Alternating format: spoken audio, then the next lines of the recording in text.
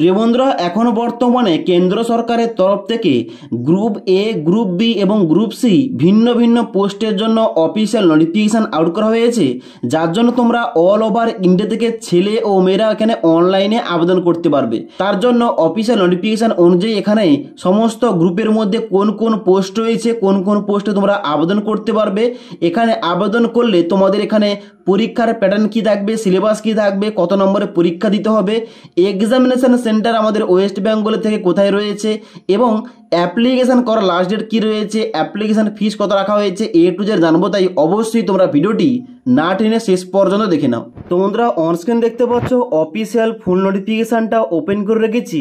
এই অফিসিয়াল নোটিফিকেশানটা প্রকাশ করা হয়েছে central council for research in Ayurvedic science, যেটা ministry of Ayush government of ইন্ডিয়ার আন্ডারে পড়ে। তার জন্য এখানে তোমাদের চাকরি হলে অবশ্যই কেন্দ্র সরকারের আন্ডারে তোমাদের চাকরিটা হবে। ওকে, এবার তোমাদের নিচে বলা হচ্ছে এখানে তোমাদের গ্রুপ এ, গ্রুপ বি এবং গ্রুপ সি আলাদা আলাদা পোস্টে কিন্তু এখানে আবেদনটা নেওয়া হচ্ছে। এবার তোমাদের সবার প্রথমে বলে দিই এখানে তাহলে কোন কোন পোস্টে এখানে আবেদন চলছে এবং কোন কোন পোস্টে তোমরা কারা কারা আবেদন করতে পারবে। বেসিক্যালি আজকের এই ভিডিওর মাধ্যমে যে সমস্ত তোমাদের পোস্টগুলো বলবো, ওই সমস্ত পোস্টের জন্য তোমাদের কিন্তু কোনো রকম এক্সট্রা এক্সপিরিয়েন্স লাগবে না। ওকে, তাদের কিন্তু এখানে যে সমস্ত পোস্টে এক্সপিরিয়েন্স লাগছে ওই সমস্ত তোমাদের কিন্তু পোস্টগুলো বলছি না। তোমরা নিচের দিকে আসবে, নিচের দিকে আসার পর দেখতে পাচ্ছ এখানে কিন্তু তোমাদের রয়েছে গ্রুপ বির পোস্ট। গ্রুপ বির পোস্টের মধ্যে এখানে দেখতে পাচ্ছ তোমাদের 3 নম্বর পোস্ট রয়েছে এখানে অ্যাসিস্ট্যান্ট গ্রুপ বি, যেখানে তোমাদের লেভেল 6 অনুযায়ী বেতন মূল্য দেওয়া হবে। এখানে শূন্যপদ সংখ্যা রয়েছে 13টি এবং এখানে তোমাদের এজ লিমিট চাওয়া হয়েছে 18 থেকে 30 বছরের মধ্যে। এখানে আবেদন করতে হলে অবশ্যই তোমাদের ডিগ্রি পাস করতে হবে এবং তার সঙ্গে সঙ্গে এখানে তোমাদের কম্পিউটার তোমাদের প্রফিসিয়েন্সি থাকতে হবে। ওকে, এবার নিচের দিকে আসার পর দেখতে পাচ্ছ এখানে তোমাদের গ্রুপ সি পোস্টগুলো উল্লেখ করা রয়েছে, যেখানে দেখতে পাচ্ছ তোমাদের প্রথম কি রয়েছে, প্রথম রয়েছে research assistant chemistry group C, যেখানে তোমাদের লেভেল 6 অনুযায়ী বেতন দেওয়া হবে। 5টি শূন্যপদ রয়েছে এখানে এবং এখানে তোমাদের সেম এজ লিমিট অর্থাৎ 18 থেকে 30 বছর। তবে প্রত্যেকটি পোস্টে তুমি এখানে আপার এজ লিমিটে ছাড় পেয়ে যাবে। যদি তুমি এখানে SC ST ক্যাটাগরি থেকে বিলং করো 5 বছর ছাড় পেয়ে যাবে, OBC ক্যাটাগরি থেকে বিলং করে তোমরা 3 বছর ছাড় পেয়ে যাবে। এবার এখানে কোয়ালিফিকেশান লাগছে পোস্ট গ্রাজুয়েশান এবং এখানে কিন্তু অবশ্যই তোমাদের পোস্ট গ্রাজুয়েশানটা কেমিস্ট্রি আর না হলে M.Pharm নিয়ে করতে হবে কিংবা MSc মেডিকেল প্ল্যান নিয়ে করতে হবে, তবে তোমরা কিন্তু আবেদন করতে পারবে। এবার নেক্সট তোমাদের একটা পোস্টের নাম বলে রাখি, এখানে 16 নম্বর পোস্ট রয়েছে আপার ডিভিশন ক্লার্ক। এটা হচ্ছে গ্রুপ সির পোস্ট, যেখানে লেভেল 4 অনুযায়ী বেতন দেওয়া হবে। এজ লিমিট এখানে তোমাদের রাখা হয়েছে 18 থেকে 27 বছরের মধ্যে। এখানে মোট শূন্যপদ সংখ্যা রয়েছে 39টি। এখানে আবেদন করার জন্য শুধুমাত্র তোমাদের গ্র্যাজুয়েশন পাস করতে হবে। যে কোনো শাখা থেকে তোমরা গ্র্যাজুয়েশন পাস করলে এখানে কিন্তু আবেদন করতে পারবে। তারপর এখানে নেক্সট পোস্ট রয়েছে এখানে স্টেনোগ্রাফার গ্রেড 2, যেটা গ্রুপ সির পোস্ট। এখানে তোমাদের 14টি শূন্যপদ রয়েছে। এজ লিমিট তোমাদের রাখা হয়েছে এখানে 18 থেকে 27 বছরের মধ্যে। এখানে তোমাদের আবেদন করতে হলে এখানে কিন্তু অবশ্যই তোমাদের মাধ্যমিক পাস করতে হবে এবং তোমরা অবশ্যই জানো যে স্টেনোগ্রাফার পোস্টে আবেদন করতে হলে তোমাদের কিন্তু অবশ্যই তোমাদের টাইপিং জানতে হবে। ওকে, এবার নিচের দিকে আসবে, নিচের দিকে আসার পর দেখতে পাচ্ছ তোমাদের নেক্সট এখানে পোস্ট রাখা হয়েছে লোয়ার ডিভিশন ক্লার্ক, যেটা গ্রুপ সির পোস্ট। এখানে কিন্তু আবেদন করতে হলে তোমাদের উচ্চ মাধ্যমিক পাস করতে হবে। এখানে 37টা শূন্যপদ রয়েছে। এবার তোমাদের এখানে 26 নম্বর সিরিয়াল নম্বর রয়েছে এখানে মাল্টিটাস্কিং স্টাফ, যেটা গ্রুপ সির পোস্ট। এখানে তোমাদের লেভেল 1 অনুযায়ী বেতন দেওয়া হবে, যেখানে শূন্যপদ সংখ্যা রয়েছে 107টি এবং এজ লিমিট চাওয়া হয়েছে 18 থেকে 27 বছরের মধ্যে। তবে এই সমস্ত যে তোমাদের MTS পোস্ট, এখানে কিন্তু বাম দিকে এখানে ভাগ ভাগ করে দেওয়া রয়েছে ডিসিপ্লিনের নামগুলো। যেমন MTS ফিল্ড অ্যাটেন্ডেন্ট, এখানে 1টি শূন্যপদ। MTS ফার্মাসির জন্য এখানে তোমাদের 5টি শূন্যপদ।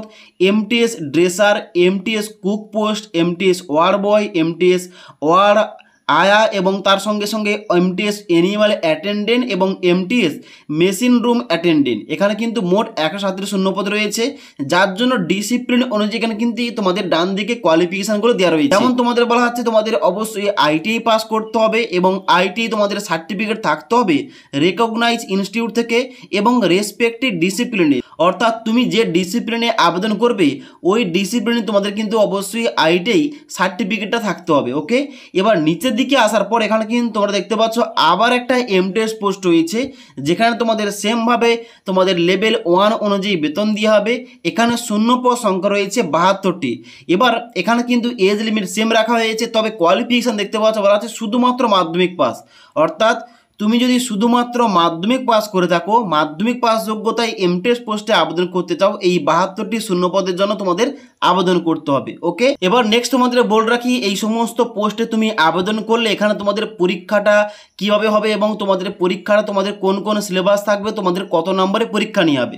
এখানে 4-এর 7-এর পয়েন্টে এখানে কিন্তু ছকের মাধ্যমে প্রতিটা পোস্টের নাম এবং ডান দিকে সিলেবাস এবং ডান দিকে তোমাদের টোটাল নাম্বার দেওয়া রয়েছে। এবার যদি বলি এমটিএস পোস্টে তোমরা যারা আবেদন করবে তোমাদের এখানে কত নম্বরে পরীক্ষা হবে কিংবা এখানে তোমাদের সিলেবাসে কি থাকবে, দেখো এখানে কিন্তু তোমাদের দেখতে পাচ্ছ বলা আছে 26 নম্বর পয়েন্টে এমটিএস পোস্ট।